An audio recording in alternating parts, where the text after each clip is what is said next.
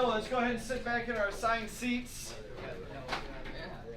That way, when we get into our quiz questions, if you will, you'll be able to answer successfully with the Plickers cards.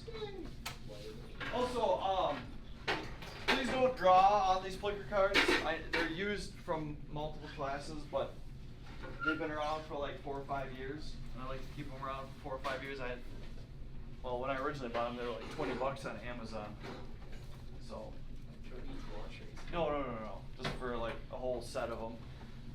And I just don't want to be spending a lot of money on those because I could be using that money to buy different stuff for out there, which is more valuable in my mind. But yeah. All right. The goal today, we're gonna get through this. I think there's only like 31 total slides if I looked yesterday, so we should easily get through the rest of the information. Just like we did yesterday, I would recommend turning to a brand new sheet of paper. Up at the top, engine fundamentals, your name, and then today's date, which is the 18th. So again, we're kind of categorizing this by the day that you receive this information to keep things organized. And organization is key in this class. The more organized you are, the better you're going to be able to find the information and use it and within the time limits that we have. So 8:44, oh yeah, we got 34 minutes, we're good. Okay, yesterday we left off on number 26, right? We did talk about 25, right? How the camshaft lobe doesn't directly actually come in contact with the valve stem in particular. Okay, we're going to either have a valve lifter, a valve tappet, or cam follower based off of the cylinder head design. Okay, so valve lifter, valve tappet, cam follower. There are different things, but they function the same way. They're going to be in between the cam or the rocker arm, again, depending if it's a push rod engine or an overhead cam, and the valve itself. Okay. Now, I didn't talk about roller lifters. I don't want to throw an extra piece of wood on that fire, but there is something there that I'm purposely not giving you. But if you are familiar with what a roller lifter is or heard of it before, that's where that would kind of come into play. All right, 26. Valve seals. This is a really good picture of a cross section of a cylinder head. You can very clearly see the valve, and it's going through the cylinder head. This blue section right there is the valve guide. We talked about that yesterday. That valve guide is directing that valve when it's opening and closing. Okay. Now keep in mind this is like a straw, so it's hollow, so that valve can go up and down. Now, as oil is getting pumped through the engine, cylinder head and engine block, the oil is going to go up to the cylinder head. It's going to kind of help lubricate the camshaft. It's going to help lubricate all these other components up there. All right. The problem is oil is going to find any and every way to get down, right? Gravity's going to pull it down. So in this case, there is a very, very small gap between the valve stem and the valve guide. Okay, so if there's oil up here, it's going to be able to slide down, and eventually it's going to kind of come on top of that valve, and as this opens, that oil is going to essentially drip off of that valve and into the combustion chamber. And again, we don't want oil in the combustion chamber. Oil burns. So again, if you have blue-gray smoke coming out your tailpipe, it's an indication that there's oil burning.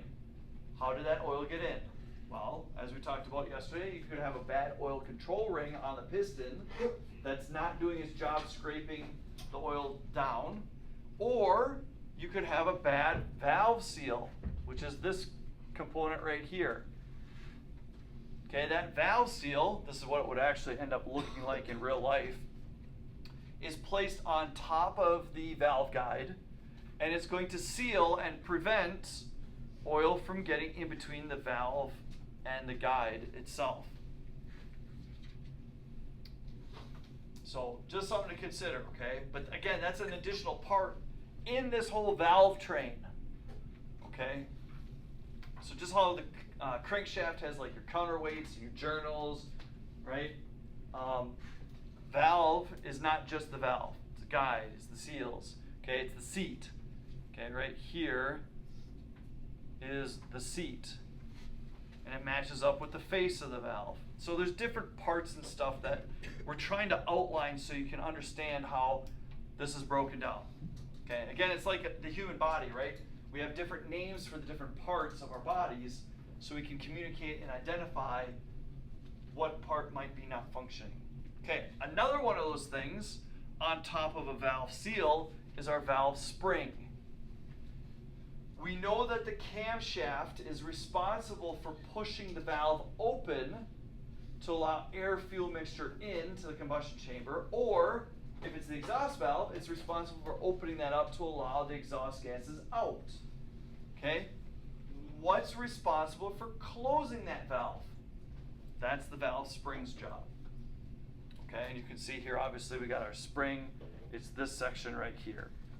Now, I'm not going to get into this information up here, what all this stuff is. All you need to do, and again, you don't need to write this down, but this stuff right here is more or less just holding the spring in place. So that way it just doesn't go boing and fly out. Okay, that's all you need to know. I'm more interested in the valve spring itself. Okay, and all its responsibility in this whole process is to close that valve as quickly as possible. Okay, remember, your engine is operating thousands of times a minute. Okay, that's what RPM is. So there's a very, very tiny period of time that this needs to close and seal and hold that seal through the duration of the 4 strokes. These springs by themselves, if I were to hand it to you, right, they're about this big sometimes. They come in a variety of sizes. But you would not be able to compress this spring with your bare hands. Okay? It takes hundreds of pounds of pressure to be able to squeeze that. You should find them. Oh, I got some. Okay? I'd be more than happy to share with that, but you would not. I very much doubt that you'd be able to put it on the ground and actually stand on it and compress it. They're extraordinarily stiff. How much are they? Okay? I have no idea. Depending on what kind you get, right? If you get a performance spring, probably going to be more expensive than just kind of your stock stuff. But that all depends, again, on if you're wanting to increase horsepower in your car. And so there's a whole litigation of things that, well, litigation is probably not the best word there. Whole things that would impact doing that, okay? So the camshaft is strong enough to where it can compress it, but again, that spring's got to be strong enough to be able to close that as rapidly as possible. Okay? So that's our valve spring. All right, Tech A says the engine camshaft converts reciprocating motion of the piston into rotary motion for power output. Tech B disagrees and says the crankshaft performs this function. Who is right? Again, when it comes to Tech A and Tech B type questions, evaluate Tech A statement independently from Tech B, and vice versa. Okay? Don't let the information necessarily from Tech A influence your decision from Tech B. Okay? They're two true false statements. Find out which one is telling the truth, or are both of them telling the truth. You know, that kind of idea. All right, let's see here. Flickers. First over. There we go.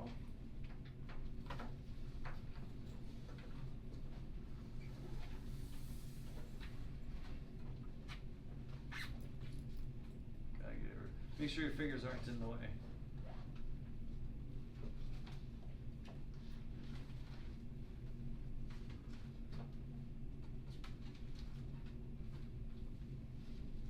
Alright, I get everybody? I think I did. Okay. Hey, not too shabby. 56% of you got that correct. And the other, so everyone either selected A or B. No one selected C or D. It's kind of fun. So let me pick someone who answered correctly. Let's see. Simon, what did we get? B. B. That is the correct answer. Okay.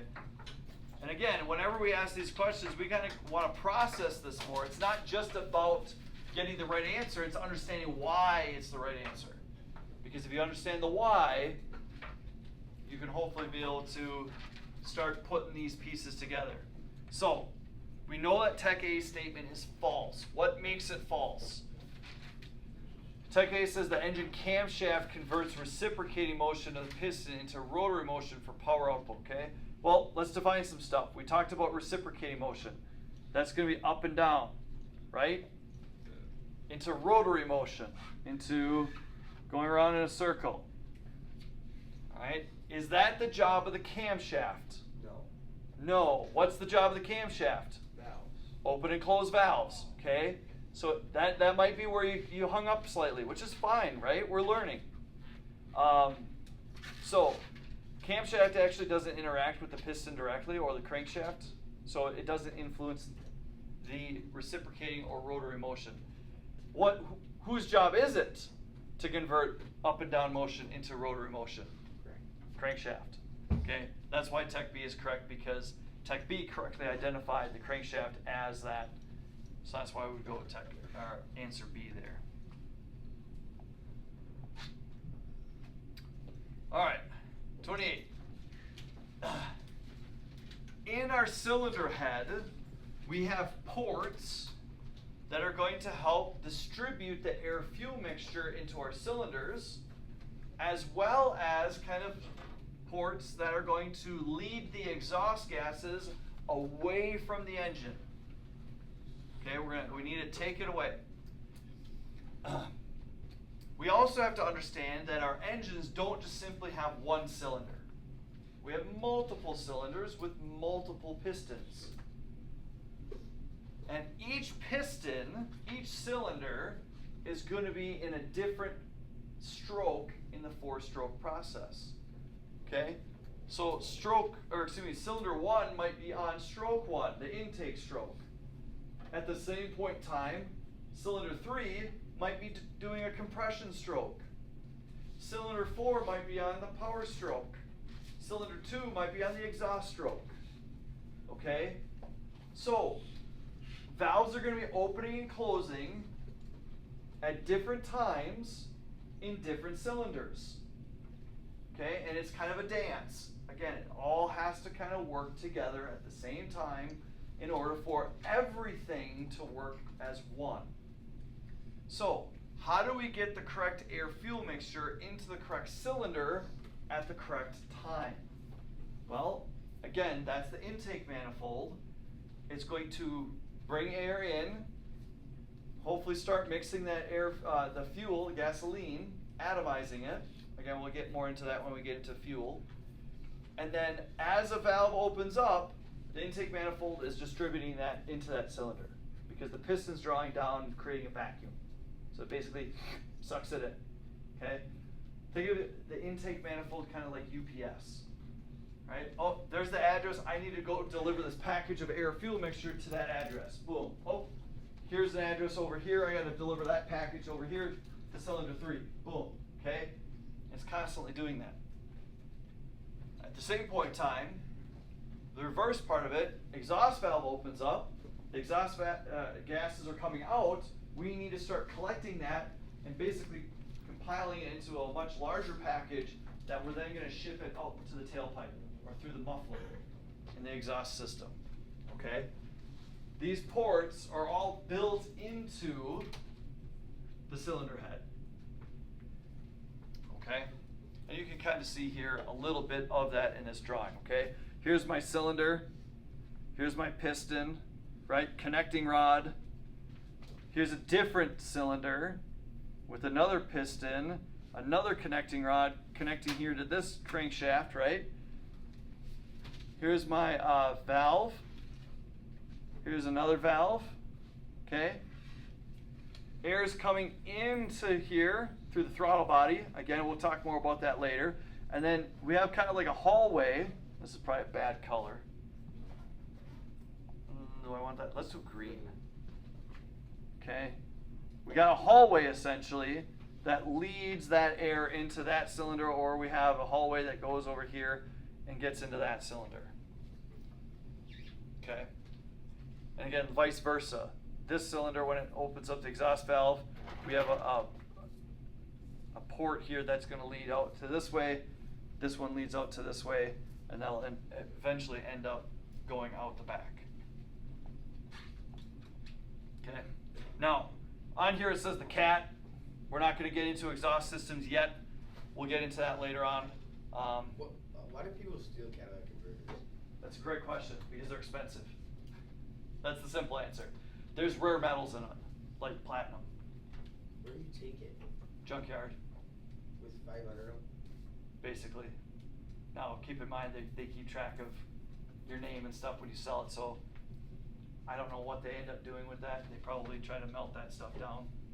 I always see I've seen like TikToks or reports. Yeah. Probably the most expensive Cadillac converters off of Toyota Prius. That's why those are probably high on the victim of getting stolen. What about a Kia? I'm not too. I mean, Or a Kia cat's gonna be a cat. Or a Kia just gets stolen. Kia is just easily stolen. There's a problem with the starting mechanism. How do you do that? That's a good question. I'll let you look up some of that information on YouTube. Yeah, go on my computer. All right, valve cover. Again, one thing to keep in mind about the valve cover is that the valve cover is essentially the hat on the cylinder head. Okay? If I were to take the valve cover off, okay, if I'm coming in here like this, I'm drawing this out, okay? There's the top of my cylinder head right here. Okay, so that way we can kind of keep some of the noise out. If I have to access some stuff, I'm going to take this off, and now all of a sudden, I've got my, actually, you know what? Let me do a different color just so that way it's not super confusing. Oh, what color should, let's do orange. I've got a camshaft right here, and I've got a camshaft right here. Okay, let's see here. Overhead camshaft? Yes, this would be an overhead camshaft. I've got holes right here. What do you think goes in there? Intake? Spark plug. Intake would be a good guess, but that would be where we would access our spark plugs. So you can see here that on this valve cover, I've got circles here, here, and here, right? So that way I don't have to take the valve cover off to access the spark plugs. Okay? It also says on the side here, it's kind of hard to see, but it says DOHC and VTEC. Okay? What does DOHC stand for? Anybody know? Direct overhead cams. Ooh, very close. DOH stands for dual overhead cams. Okay? So that means I have two camshafts, overhead, which is an indication that it's in the cylinder head, right? And that's how this particular engine's set up, okay? VTEC is something we're not going to get into right now. Basically, that's just, in very simplest terms, it's the ability of the camshaft to alter how far it opens the valves and for how long it does. So it's just a way to add extra air fuel mixture into the combustion chamber when you're driving at higher RPM. That's all it means, okay? We'll talk more about that stuff later on, okay? Sometimes the valve cover is called a rocker arm. I'm going to typically try to reference it just as a valve cover. But again, it's the hat of the cylinder head. And if you paint it red, it adds 5 horsepower. Just kidding, it doesn't. It makes you feel like it does. Okay, camshafts can be driven by timing gears, timing belts, or timing chains. Remember, I've tried to emphasize this a few times throughout the entire presentation, but where the piston is at as it's traveling in the cylinder needs to be timed with the valves opening and closing. If that timing is off, we're not going to get the air fuel mixture in, or the spark plug's not going to be igniting it at the right time, or the exhaust valve doesn't open up for as long as it needs to, and things are going to stumble and fall. Okay? Imagine for a second your heartbeat doesn't beat steadily, right? You're doing some deadlifts and whatnot, and all of a sudden it just decides to slow down for whatever reason. Okay? Things aren't going to function in your body properly. Same thing here with our engine. It's a very, very perfectly timed machine. And if one thing goes wrong, the whole thing breaks down and doesn't work. So it's critical that the cylinder head, the camshaft, the valves, is working in conjunction with our engine block, crankshaft, pistons, all that, okay? So this is why typically we're gonna have timing gears, timing belts, or timing chains. I'm gonna tell you right off the bat, most of your modern day vehicles are going to be running timing belts, okay? Which picture? I'll show you here in a sec. Timing chains is also another good option that we see on some engines nowadays. Timing gears is something that we really don't see too often anymore. If you were running a Model T, like old school Model T, it's running a timing gear. Okay? This right here is your timing belt. Okay? Right here is your timing chain. Hopefully you can kind of see the difference. It's pretty obvious between the two. Yes? Do chains have advantages over belts, or is it belts over chains? So with everything, there's a trade-off. Okay? So the big reason why you'd want a chain is because it's stronger. Okay? It can last longer. More durable. So typically if I'm running an engine with high horsepower, I'm going to want a chain. Okay? Wouldn't a chain have more torque? Not necessarily. Okay? Because the torque's going to get transferred through. It's just how much torque can it withstand, right? And that's typically a chain's going to be stronger for that. A belt, the big reason why you would want a belt is mostly because it's quieter. Okay? Because you've got metal pumping. Right. Okay, you don't have kind of this humming and stuff. But again, What is something that's electric run with? what is? What is something that's electric run with? They don't have belts. Like, how does that work? Their drivetrain and everything. Yeah, they have what's called a direct drive, which means the motor is literally driving directly into the tire. The motor's directly changing Yep. the tire. Yep, it's pretty. We're not going to get into electric cars, So but it's weird. kind of it's a totally different concept, like totally. Do you do that in like autos too? No, No. it's too advanced. We don't have the equipment to be able to get into that, and it's literally would be a completely different class. We'd have Auto 1, we'd have Auto 2, and then we'd have an electric car, if you wanted to get into that. Anyway, I'm going to continue on here. I'm just going to look at this here so you can kind of get a concept, okay? Down here, we have a crankshaft. Okay, we have the crankshaft snout right there. Okay, that's sticking out the front of the engine. The crankshaft is going to be turning and spinning because the pistons are pushing it and rotating it, right, due to the engine running. This chain is then going up and over right here. This is where the camshaft is at. Okay, now this whole concept here is the engine block. Okay, so this camshaft is in the engine block, which tells you what about that camshaft configuration. What does it use? What does it use? What does an engine block camshaft use? What's it called? Gas. Well, it uses gas, yes, but you can have your camshaft either in the cylinder head or you can have it in the engine block. If we have it in the cylinder head, it's called an overhead cam.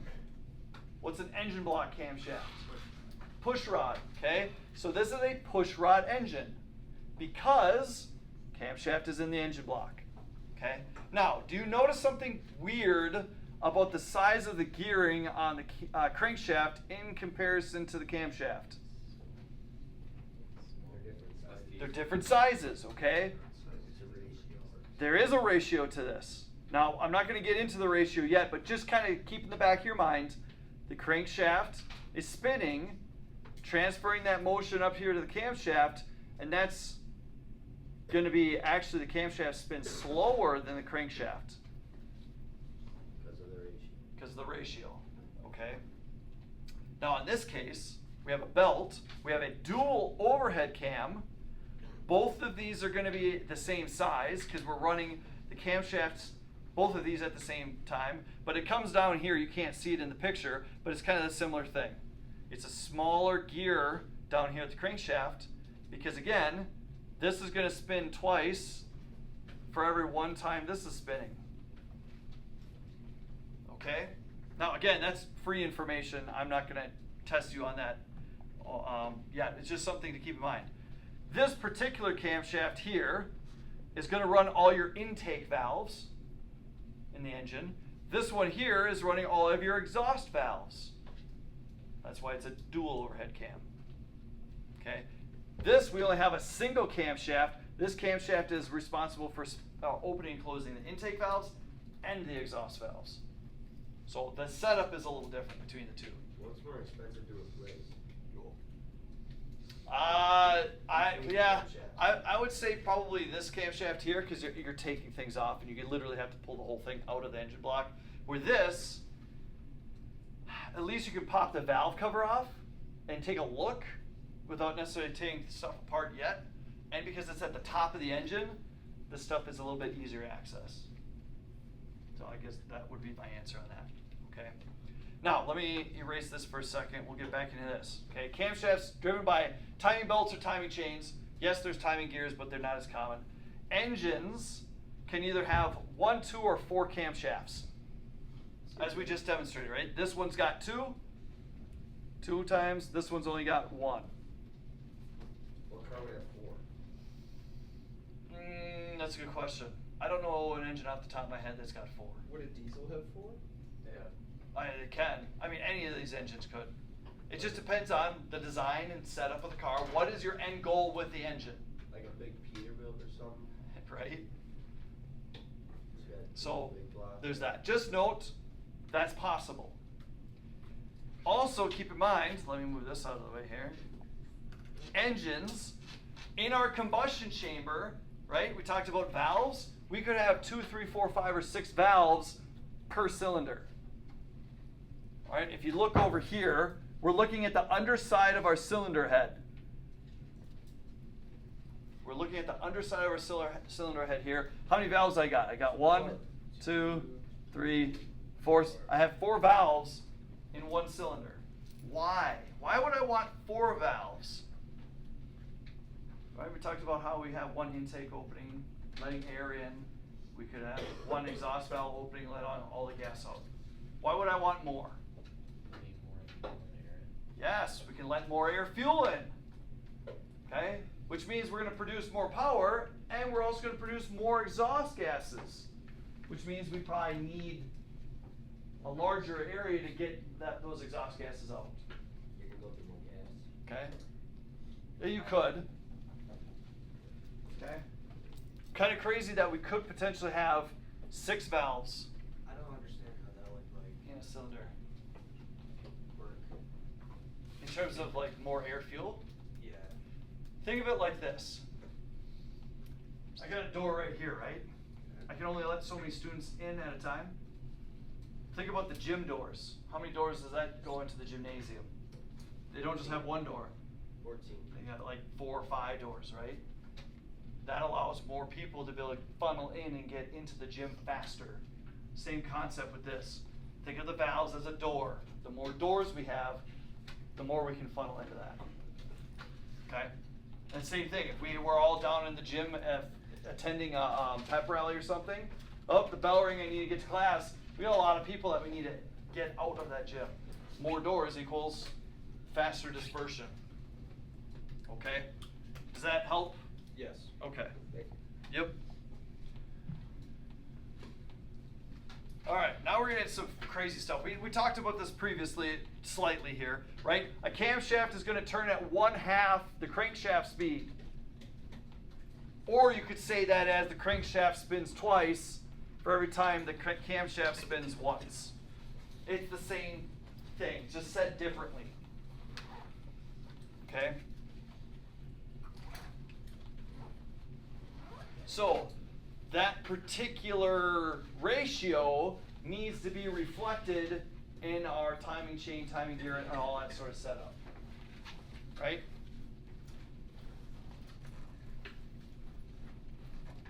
So again, just real quick, we got our crankshaft. Crankshaft spins half for every 1 stroke of the piston. Okay, so 180 degrees. And our camshaft then, because it spins at half of that, half of a half is what? A fourth. So crank, crank, cam. So for every 1 stroke of my piston, the crankshaft turns 180 degrees, the camshaft turns a quarter of a turn. Okay? Again, that's a ratio there on allowing our engine to operate correctly. Okay? All right, I know we're running out of time, so we're going to just kind of kick this in. I think this is going to be our last slide. We have one more question to ask after this. So the crankshaft is sticking out the front of our engine. We got our snout. We have the flange in the back of the engine. The flange is where we get our flywheel or flex plate attached to, right? And then our transmission bolts up to that. In the front, at the snout, we've got our vibration damper. Come on, vibration damper. Okay, sometimes called a harmonic balancer. Those terms are interchangeable. Okay, it's like saying, hey, my name is Matthew, but you can call me Matt. Same name, same person, just different ways of saying it. Okay, now the big thing with the vibration damper is, again, like the counterweights on the crankshaft, that's bolted on to help kind of reduce engine vibration. We want this to run as smoothly as possible. Another big thing that's usually on our vibration damper is going to be ignition timing marks. Okay? Those are going to help kind of time out when the piston is in what cycle or what stroke, where the crankshaft is, and then we can time that up with where the camshaft needs to be. Okay? Again, I'm not going to get into the dirty details on how to do this because understanding this concept and actually timing out the engine is a very, very advanced skill. Okay? You have to have a very high level understanding of how an engine works in order to get that to function properly. We're not going to get into that in Auto 1. We're not getting into that in Auto 2. Okay? You just need to know that there's a mark on here. You can probably see it right there. And I've got this little like piece right here that as this is spinning around, this mark is basically like a clock. As it spins around, I can go, okay, there's 1, there's 2. And every time that I see that mark go past this little edge, I know that the piston is at TDC in cylinder 1. That's all that means. This mark right here. TDC. What about any other cylinder? If I know the timing of cylinder 1, I'll know the timing of everything else. Do they move in twos? Typically, yes, if you have like an even number cylinder. So you have like what's called a sister cylinder. So when cylinder 1 is in like your intake stroke, cylinder 4 is like going to be in like your exhaust stroke or something along those. It depends on the firing order. Both on. Yes, yes. That's what I thought. Because I'm taking apart the dirt bike. Yes. So you're, yeah. That's pretty. That's what makes the 2JZ engine so nice because it's a 6-cylinder, and because you have a symmetrical engine, you have 2 cylinders that are always kind of in balance with one another. Okay, last question. Which of the following is used to turn the camshaft at 1/2 the engine speed?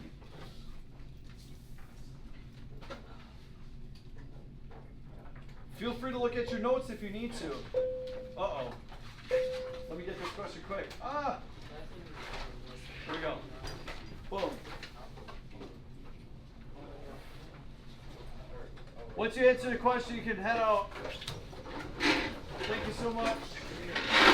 Hey, not too bad. Oh, wait. 76% of you guys got that run right. It was all of the above, correct? It's all of the above. Yeah. Yes.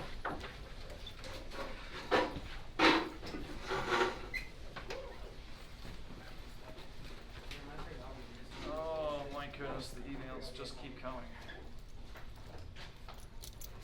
What's been happening with the tech, like the remote recently?